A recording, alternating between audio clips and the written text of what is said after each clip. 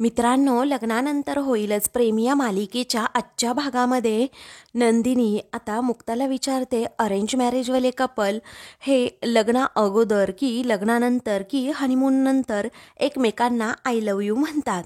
असं म्हणून जेव्हा ती लाजते ना, तेव्हा मुक्ता हसते आणि म्हणते, अगं काय नंदिनी, अगं निसर्ग वगैरे पाहून छान इन्स्पायर होऊन मगच ते एकमेकांना आय लव्ह यू म्हणतात. असं म्हणून दोघीही आता हसत असतात. काय अगं तू नंदिनी, असं काही ठरवून वगैरे होत नसतं, ते आपोआपच असं मनातून येत असतं. त्यावरती नंदिनी आता लाजते. मग दुसरीकडे आता सागर देखील पार्थला समजावू लागतो की अरे, न ठरवता या गोष्टी सगळ्या काही झाल्या पाहिजे. पाऊस पडला म्हणजे आता भजी खावीच असा कुठे नियम आहे का? अरे आता जरा माझ्याकडेच बघ, म्हणजे एकमेकांना अजून आय लव्ह यू म्हटलेलं नाहीये, परंतु ते सोडून खूप काही बोललोय आम्ही, असं तो पार्थला समजावत असतो. इकडे आता मुक्ता देखील आता खूप काही बोलायची गरजच नसते, कारण न बोलता सुद्धा खूप काही गोष्टी कळत असतात. अगं प्रेम म्हणजे मैत्री, विश्वास, आकर्षण काही असं फिक्स नसतं ग. कारण प्रेम ही टोटली कॅन्डिड फिलिंग आहे. मला आता तू सांग, तुझे दात किडतात किंवा घसा धरतो म्हणून तू कुल्फी खात नाही, बरोबर? पण आज तू कुल्फी खातीये. आज तू कुल्फी का खाते ते सांग बरं. मग आता नंदिनी हसतच म्हणते, असंच वाटलं म्हणून. त्यावरती मुक्ता म्हणते, एक्झॅक्टली असंच, असं न ठरवता वाटलं पाहिजे ग. पण मला आता सांग, आता तुला पार्थबद्दल नक्की काय वाटतंय? तो तुला आवडतो का? त्यावेळी नंदिनी लाजूनच आवडतो असं म्हणते. त्यावरती मुक्ता हसते आणि म्हणते, हे तू मला सांगितलंस, पण त्याला सांगितलंस का? त्यावेळी नंदिनी फक्त हसतच असते. तर दुसरीकडे सागर सुद्धा पार्थला आता विचारतो की अरे, तुला त्या आवडतात तर तू त्यांना कधी सांगणार आहे? त्याचवेळी पार्थ आता विचारतो, अरे असं कसं डायरेक्ट सांगायचं? मग सागर म्हणतो, तू फोन काढ बरं आणि तिचा नंबर काढ. त्यावेळी पार्थ आता मोबाईल काढतो आणि लगेच नंदिनीचा नंबर त्याला दाखवतो. तेव्हा सागर म्हणतो, मला कशाला दाखवतो, आता मेसेज टाईप कर. मग आता सागर म्हणतो की आत्ताच्या आत्ता भेटायचंय असा मेसेज टाईप कर. तेव्हा पार्थ तसाच मेसेज टाईप करतो. तर आता पार्थ म्हणतो, अरे मेसेज गेला. मग आता सागर म्हणतो, जाऊ देत ना गेला तर. त्याच वेळी आता नंदिनीचा लगेच रिप्लाय सुद्धा येतो. त्यामुळे आता पार्थ खूपच खुश होतो आणि सागरला त्याबद्दल सांगतो. सागर लाल गुलाबाचं फूल पार्थच्या हातात देत म्हणतो की हे घे आणि चल आता. तर दुसरीकडे आता नंदिनीची अगदी चलबिचल सुरू होते, कारण आता सागरचा ओके असा त्यावर मेसेज आलेला असतो. मग आता ती म्हणते की मुक्ता, अगं काय केलं हे तू? तू मला ओके पाठवायला सांगितलंस, आता करू काय मी? त्यावेळी आता मुक्ता म्हणते की आता तू त्याला जाऊन भेट. अगं आता तुमच्या प्रेमाची गोष्ट तरी सुरू कर आणि निदान आय लाईक तरी होऊन जाऊ दे, असं म्हणून मुक्ता तिला समजावू लागते. तर दुसरीकडे वसू आता लगेच दीपकला कॉल करून विचारते, कुठे पोहोचला आहेस? तेव्हा तो म्हणतो, वाड्यावर पोहोचलो आहे आणि आल्या आल्या कामसुद्धा मिळवलंय. मग आता गुड, आता मी जे सांगते ना तेच तू करायचं, असं वसू म्हणते. ती दीपकला सांगू लागते की एक काम कर, अजिबात कुणाला संशय येऊ नये यासाठी काहीतरी खबरदारी घे. मग आता तो म्हणतो, मॅडम तुम्ही टेन्शनच घेऊ नका. अहो माझ्यावर कुणी संशय सुद्धा घेणार नाही आणि मला कुणी ओळखू सुद्धा शकणार नाही. त्याच वेळी आता सँडी तेथे येतो आणि दीपकच्या खांद्यावर हात ठेवतो. तेव्हा दीपक खूपच घाबरतो. मग तो त्याच्याकडे जेव्हा पाहतो तेव्हा त्याच्या जीवात जीव कुठे येतो, कारण तो सँडी असतो दीपकचा पार्टनर. मग आता तो म्हणतो, किती घाबरवलंस रे सँडी तुम्हाला? मग आता वसू हे सगळं बोलणं ऐकते आणि विचारते, हा सँडी कोण? दीपक म्हणतो की माझा पार्टनर, आपल्या मिशन नंदिनीसाठी अजून एकाची मला गरज होती म्हणून मी त्याला बोलवून घेतलं. वसू म्हणते, ठीक आहे, पण अजिबात एकत्र दिसायचं नाही, कारण आपल्याला आपलं मिशन पूर्ण करायचंय. कारण तुला तुझी नंदिनी मिळेल आणि माझ्या रम्याला तिचा पार्थ मिळेल. इकडे आता सागर हा पार्थला पुढे घेऊन येतो, तर मुक्ता नंदिनीला दोघांची ती भेट घडवून आणते. मग आता ते दोघेही जेव्हा तेथून जातात ना, तेव्हा नंदिनी म्हणते, काय अगं मुक्ता, एकटीलाच सोडलं मला तू? मग पार्थला पाहून ती गालातच हसत असते. त्यावेळी आता पार्थ म्हणतो की सॉरी हा, मी तुम्हाला एवढं लेट भेटायला बोलवलं. त्या नंदिनी म्हणते, नाही नाही, बरं झालं तुम्ही मला भेटलात. तेव्हा पार्थ म्हणतो, म्हणजे मला तुमच्याशी बोलायचं होतं. इकडे सागरला असं वाटतं की पटकन याने नंदिनीला आय लव्ह यू म्हणून टाकावंच आता. तर मुक्ता आता सुद्धा आपल्या मैत्रिणीसाठी खूपच एक्साइट असते. त्यावेळी पार्थ म्हणतो, मला जे बोलायचंय त्यासाठी खरंच खूप उशीर झालाय, पण आज बोलायचंच आहे. तेव्हा नंदिनी म्हणते, अरेच्चा मग बोलास तुम्ही, असं म्हणून ती त्याला सारखीच बोलायला सांगते.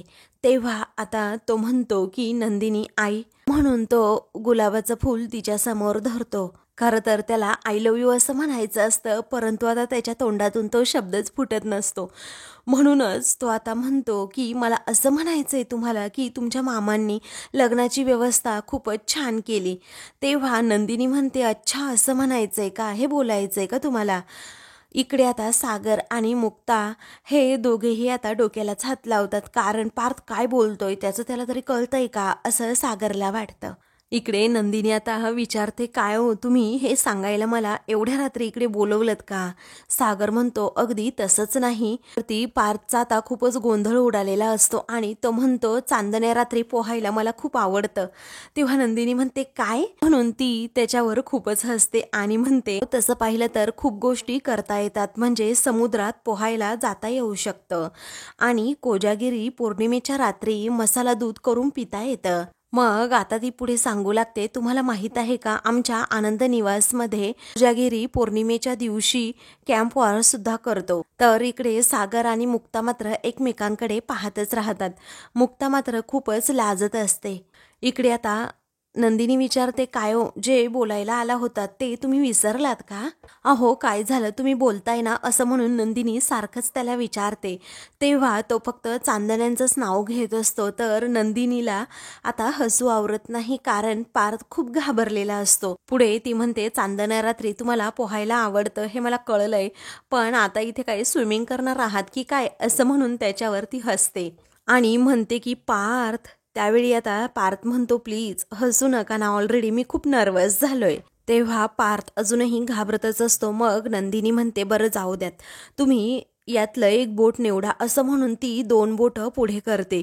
सागर मुक्ता मात्र इकडून पाहत असतात या दोघांचं नक्की काय चाललंय. दुसरीकडे पार्थ विचारतो, आता हे काय आहे. मग आता नंदिनी म्हणते की तुम्ही याचं टेन्शन आता घेऊ नका, यातलं एक बोट निवडा. मग आता पार्थ एक बोट निवडतो. त्याच वेळी आता तो विचारतो, पुढे काय. मग आता ती म्हणते, काही नाही, तुम्ही जर हे बोट निवडलं असतं ना, तर माझ्या मनात तुमच्याबद्दल काय आहे ना हे मी सांगितलं असतं, परंतु तुम्ही दुसरं बोट निवडलं.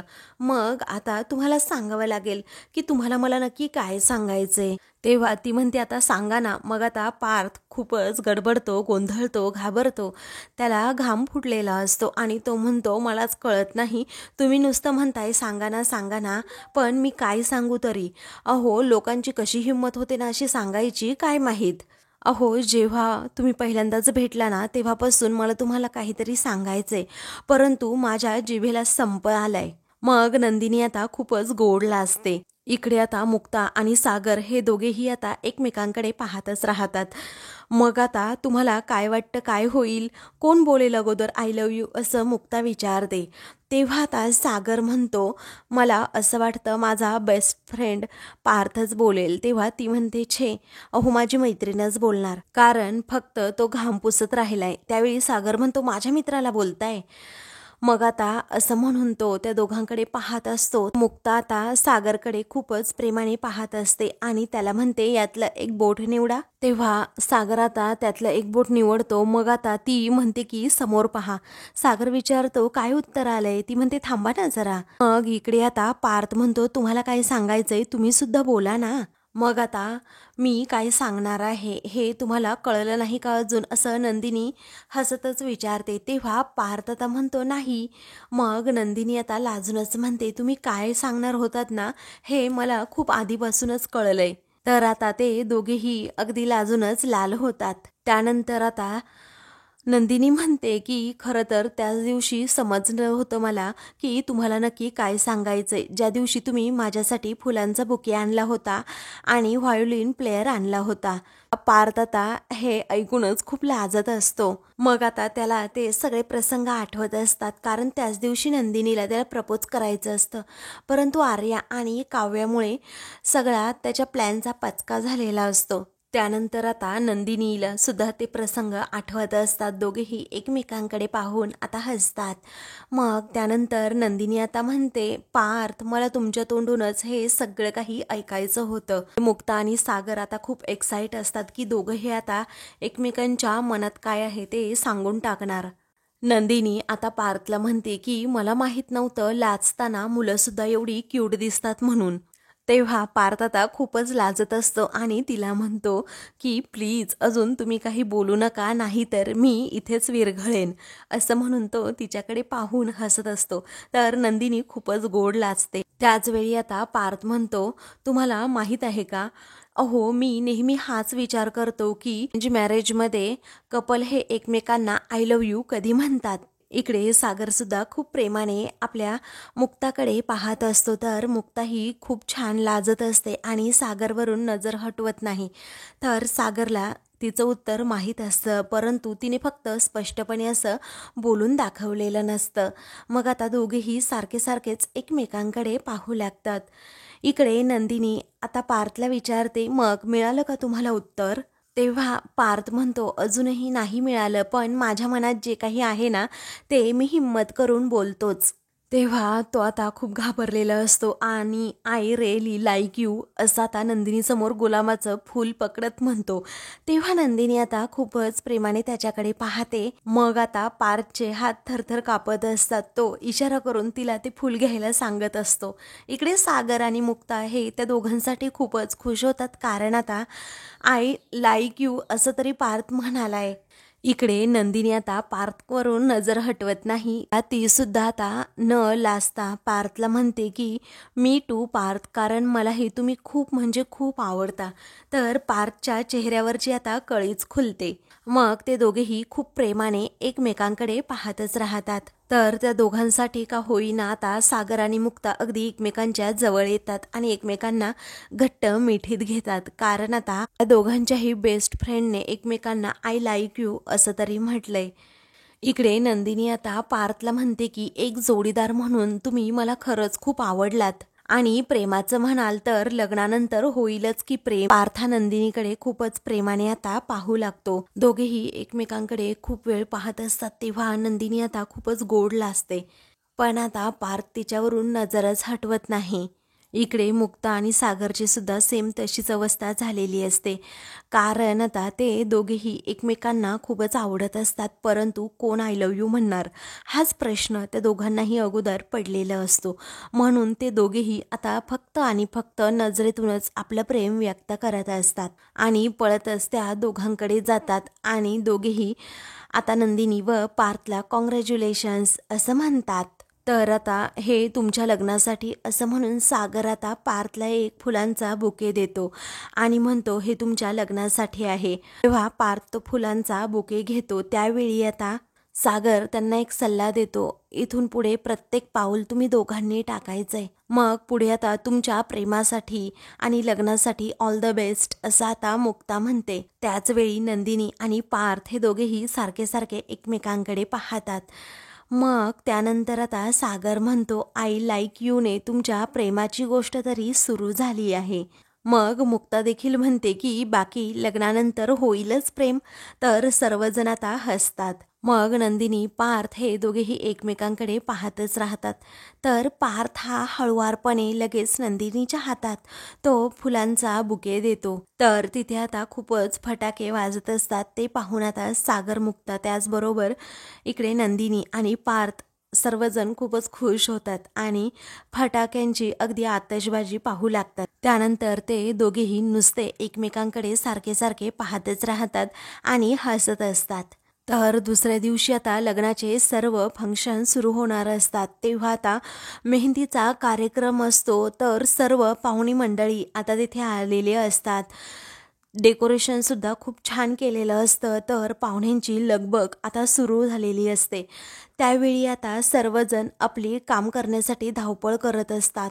कोण काय करतं तर कोण काय करतं. मामी, त्याचबरोबर मानिनी आणि शारदा या तिघीही आता काम करत असतात. तर काही वेळाने आता दीपक सर्वांना ज्यूस देत असतो. दीपकने आता दाढी खोटी लावल्यामुळे त्याचबरोबर वेषांतर केल्यामुळे कुणाला माहीत नसतं की तो दीपकच आहे म्हणून.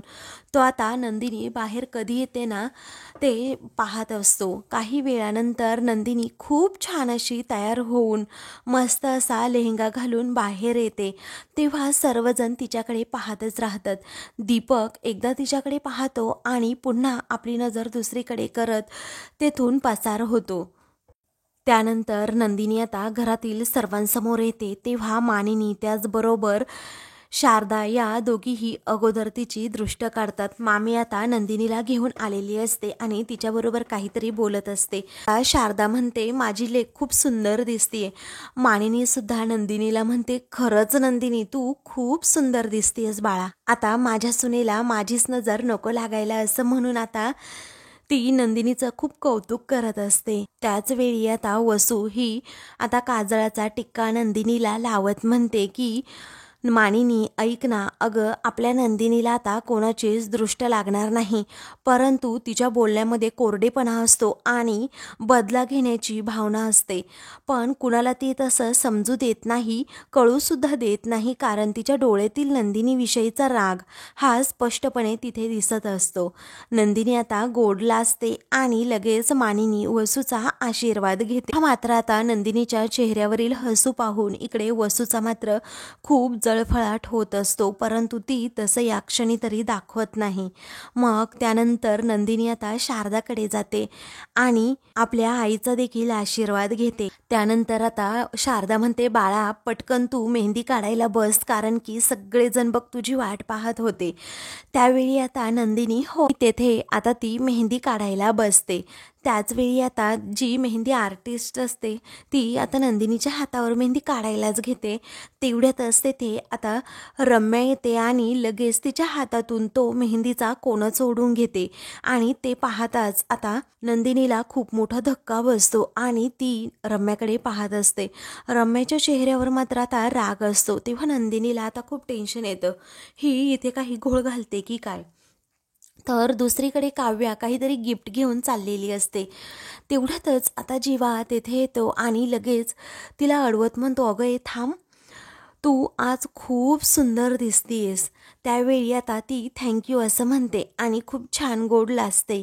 मग आता जीवा म्हणतो की तुझं ना माझ्याकडे अजिबात लक्षच नाही आहे. मग आता ती म्हणते कुठे कुठे लक्ष द्यायचं.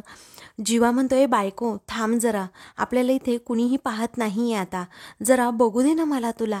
त्यावेळी आता ती लाजूनच म्हणते नको, जाऊ देत आता मला.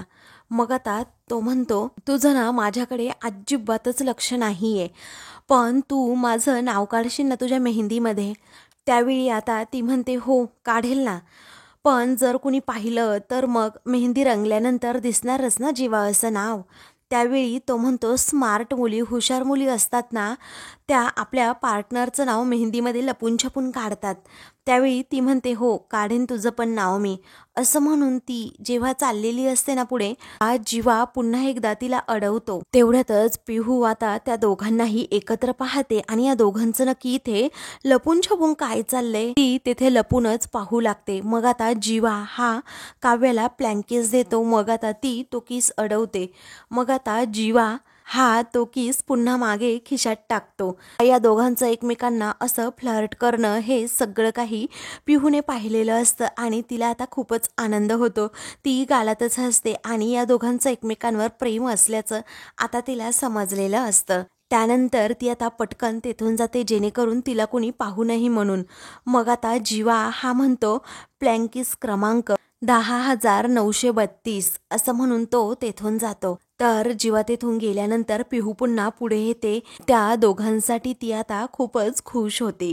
दुसरीकडे रम्याने आता त्या मुलीच्या हातातून कोण ओढूनच घेतलेला असतो, त्यामुळे नंदिनी आता खूपच घाबरलेली असते.